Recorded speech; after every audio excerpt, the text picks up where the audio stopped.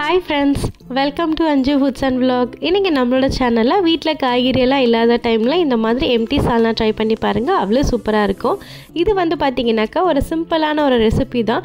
But idli, dosa, chapati இந்த மாதிரி dinner ரெசிபிக்கு எல்லாமே ரொம்பவே சூட்டபிளா இருக்கும். கண்டிப்பா ட்ரை பண்ணி பாருங்க. இது பண்றதுக்கு கொஞ்சமா எண்ணெய், கடுகு, கருவேப்பிலை, பச்சை மிளகாய் பொரிஞ்சதுக்கு அப்புறமா வெங்காயம் சேர்த்து நல்லா கோல்டன் கலர் ஆகுற வரைக்கும் வதக்கி எடுத்துக்கோங்க.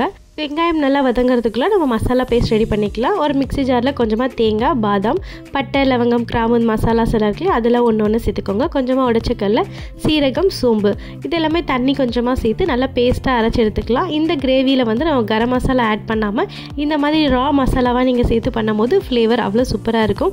கண்டிப்பாக ட்ரை பண்ணி பாருங்கள். வெங்காயம் நல்லா வதங்கினதுக்கப்புறமா தக்காளி கொஞ்சமாக உப்பு சேர்த்து மூடி வச்சிங்க அப்படின்னாக்கா சீக்கிரமாகவே தக்காளி நல்லா வதங்கி உங்களுக்கு நல்லா பேஸ்ட்டு ஃபார்ம் வந்துடும். அதாவது தக்காளி தொக்கு அப்படின்னு சொல்லுவோம் இல்லையா, அந்த மாதிரி நல்லா உங்களுக்கு தொக்கு ஃபார்மில் வந்துடும். தக்காளி வெங்காயம் நல்லா வதங்கினதுக்கப்புறமா கொஞ்சமாக இஞ்சி பூண்டு பேஸ்ட் சேர்த்துக்கோங்க. இஞ்சி பூண்டு பேஸ்ட்டோட வாசனை போனதுக்கப்புறமே நம்ம மசாலா ஆட் பண்ணிக்கலாம். 1 ஸ்பூன் வெறும் மிளகாத்தூள், 2 ஸ்பூன் தனியாத்தூள், கொஞ்சமாக மஞ்சள் தூள் சேர்த்துக்கோங்க.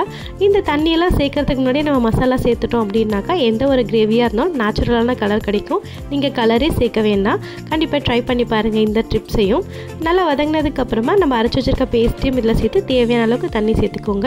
இந்த மசாலா நீங்கள் ரொம்ப கெட்டியாக வச்சிட்டிங்க அப்படின்னாக்கா இது ஆறுனதுக்கப்புறமா ரொம்ப கட்டியாயிடும்.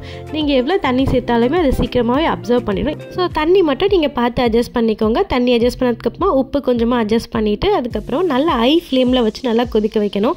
ஹை ஃப்ளேமில் கொதிச்சதுக்கப்புறம் ஒரு 5 மினிட்ஸ் லோ ஃப்ளேமில் வச்சிங்க அப்படின்னாக்கா சீக்கிரமாகவே உங்களுக்கு எண்ணெய் பிரிஞ்சு நல்லா கிரேவி ரெடி ஆகிடும். கடைசியாக கொஞ்சமாக கொத்தமல்லி இலைகளை தூவி எடுத்திங்கன்னா ஒரு பர்ஃபெக்டான எம்டி சால்னா ரெடி. கண்டிப்பாக ட்ரை பண்ணி பார்த்துட்டு கமெண்ட் பாக்ஸில் கமெண்ட் பண்ணுங்கள். இதே மாதிரி ஒரு சிம்பிளான சூப்பரான ரெசிபியில் பார்க்கலாம். Thank you for watching. Bye bye.